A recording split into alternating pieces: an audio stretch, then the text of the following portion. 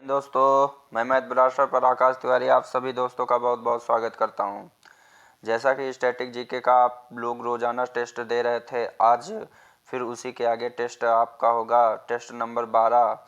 तो आज देखना है और आप लोगों को टेस्ट देना है। तो ज़्यादा बार ना करते हुए टेस्ट स्टार्ट करते हैं और आप लोग इसे देखिए। तो पहला प्रश्न देखो क्या कह रहा है कि परमाणु क्षतिपूर्ति दायित्व अधिनियम की धारा 6 क्षतिपूर्ति को किस सीमा तक सीमित करती है और बाकी का दायित्व भारत सरकार पर डाल देती है। तो ये ऑप्शन अगर बी आपने सोचा है बिल्कुल सही है, 1500 करोड़। 1500 करोड़। और अगला प्रश्न देखो क्या कह रहा है कि निम्न युग्मों में कौन सा से सुमेलित नहीं है।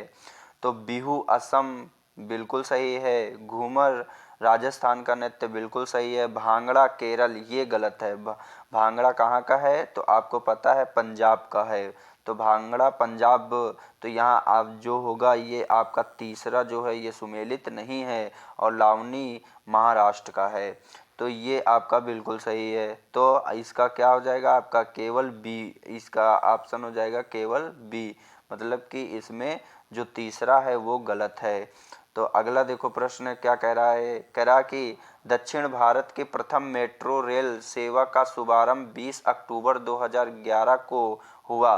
तो इसका आपको जवाब देना है। तो ये कहाँ हुआ था, तो बेंगलुरु में हुआ था। कहाँ हुआ था, बेंगलुरु में हुआ था। तो ऑप्शन ए बिल्कुल सही है। आरबीआई के लोगों में कौन से पेड़ का चित्र है। तो आरबीआई के लोगों में कौन से पेड़ का चित्र है, तो ताड़ के पेड़ का। तो ऑप्शन ए बिल्कुल सही है, ताड़ के पेड़ का। तो और फिर आगे देखते हैं, कह रहा है कि राष्ट्रीय ऊर्जा संरक्षण दिवस मनाया जाता है। तो राष्ट्रीय ऊर्जा संरक्षण दिवस कब मनाया जाता है, तो 14 दिसंबर को मनाया जाता है। ऑप्शन सी बिल्कुल सही है, 14 दिसंबर को। फिर नेक्स्ट क्वेश्चन देखो क्या कह रहा है, कह रहा है घायलों और युद्ध कैदियों की देखभाल के लिए अंतर्राष्ट्रीय एजेंसी है। तो यहाँ पर कौन सी है, तो रेड क्रॉस एजेंसी। कौन सी है, रेड क्रॉस। ऑप्शन डी बिल्कुल सही है। और नेक्स्ट क्वेश्चन कह रहा है मुंशी प्रेमचंद निम्नलिखित में से किन पुस्तकों के साथ संबंधित हैं। तो सेवा सदन, गबन, रंगभूमि और गार्डनर। तो सेवा सदन, गबन, रंगभूमि ये तीनों से कौन संबंधित है मुंशी प्रेमचंद।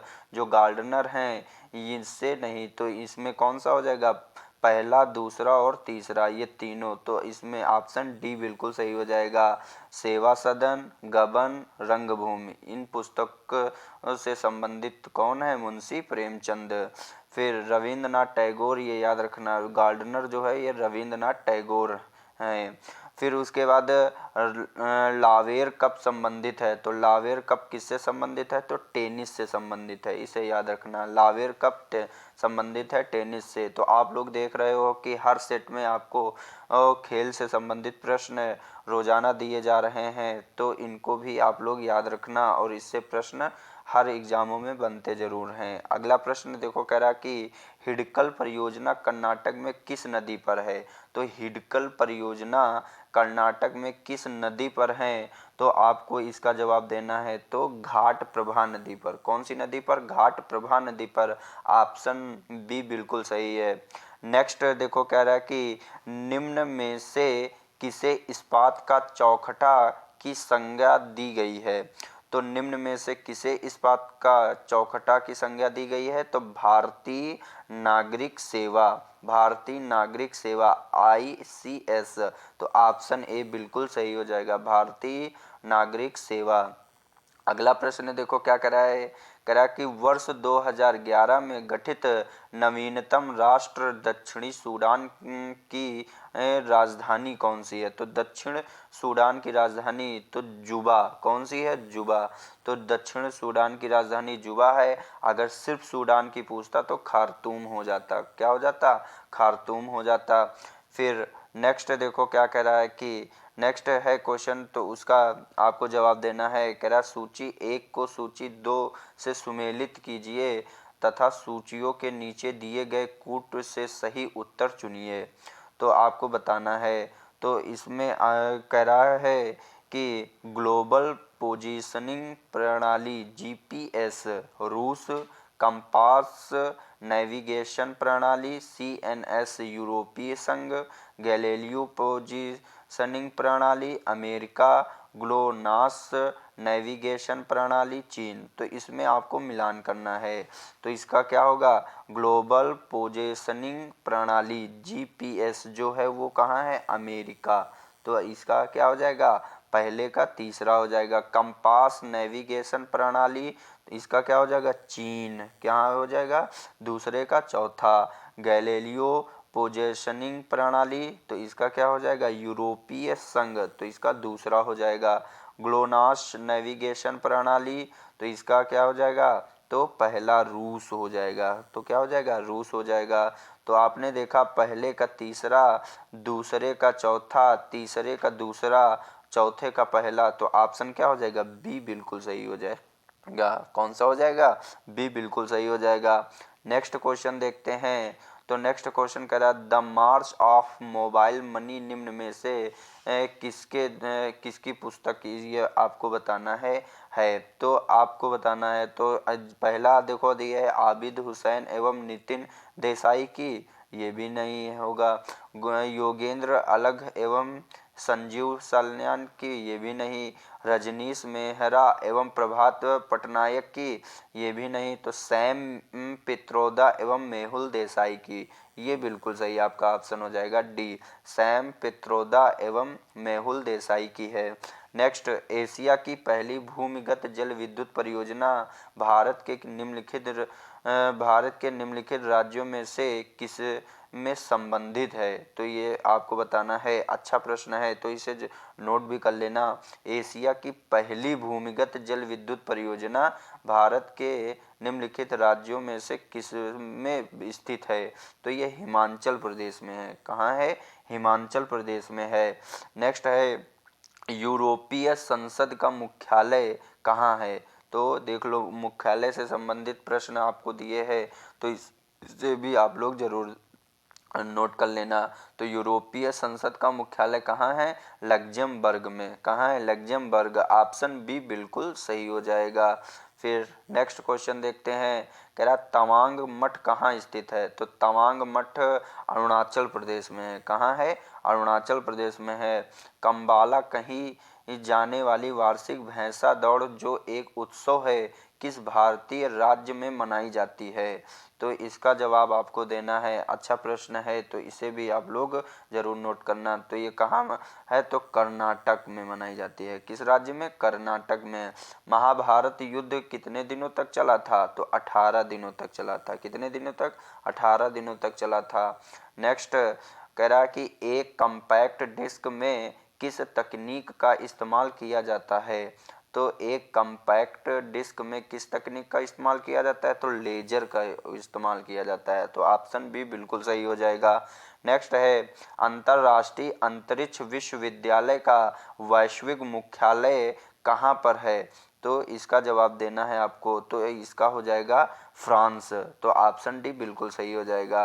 तो ऑप्शन डी, ये आपका अंतर्राष्ट्रीय अंतरिक्ष विश्वविद्यालय का वैश्विक मुख्यालय कहाँ है, तो फ्रांस में है। तो आप लोगों ने देखा कि 20 प्रश्न जो थे आपके स्टैटिक जीके के थे। अब इसी के आगे आप देखेंगे बायो के कुछ प्रश्न हैं जो आपके टॉपिक वाइज वो भी चल रहा था। तो आज हम बायो के प्रश्न देखेंगे।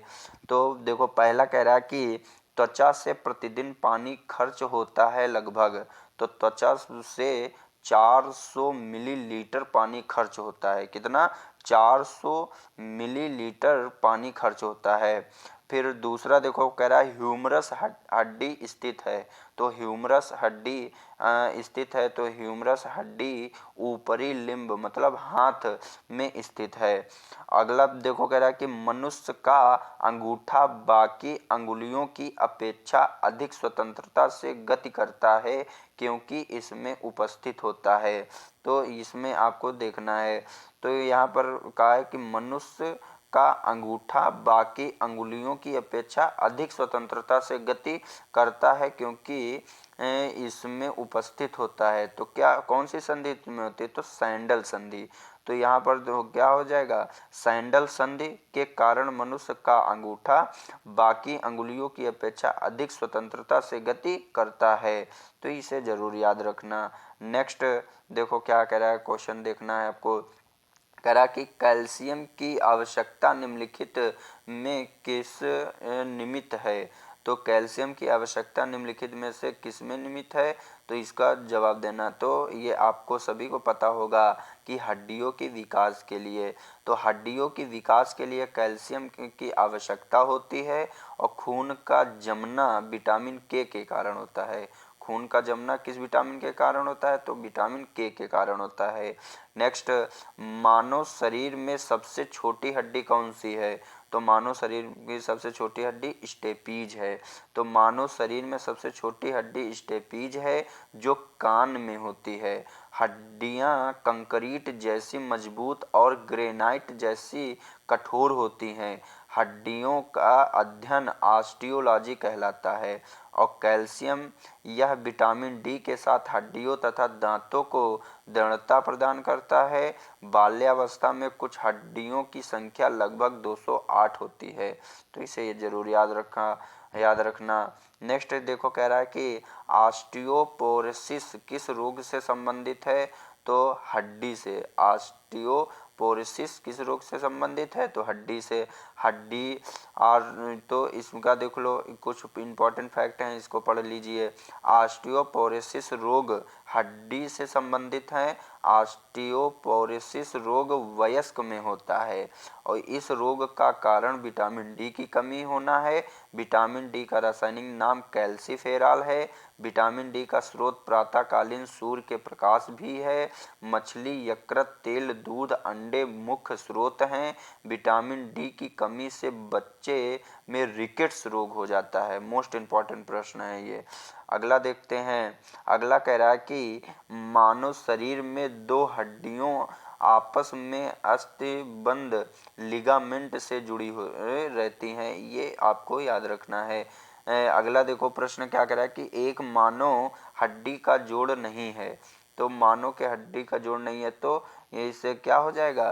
तो इसका हो जाएगा मैक्रो। मैक्रो एक मानव हड्डी का जोड़ नहीं है। हथेली की हड्डी मेटाकल्पस है जिसकी संख्या 10 है। कलाई की हड्डी कल्पस है जो 16 होते हैं। पिंडली की हड्डी टिबिया फिबुला है जो 4 है। मनुष्य के शरीर में बटेब्रा निम्न में से किसका भाग है? तो इसका जवाब देना है आपको। तो क्या हो जाएगा? मनुष्य के शरीर में बटेब्रा रीढ़ की हड्डी का भाग है। तो इसको आप लोग ध्यान रखना। तो आप देखो कुछ इंपॉर्टेंट फैक्ट दिए हैं जैसे स्थान और अस्थियों के नाम। कण जो है, ये जो कान है, कान में कौन कौन सी हड्डी पाई जाती है? तो malleus incus stapes. Malleus incus stapes. और ऊपरी बाहु में ह्यूमरस नाम की हड्डी पाई जाती है। अग्र बाहु में रेडियो अल्ना। कलाई में कल्पस। हथेली में मेटाकल्पस। तो हथेली में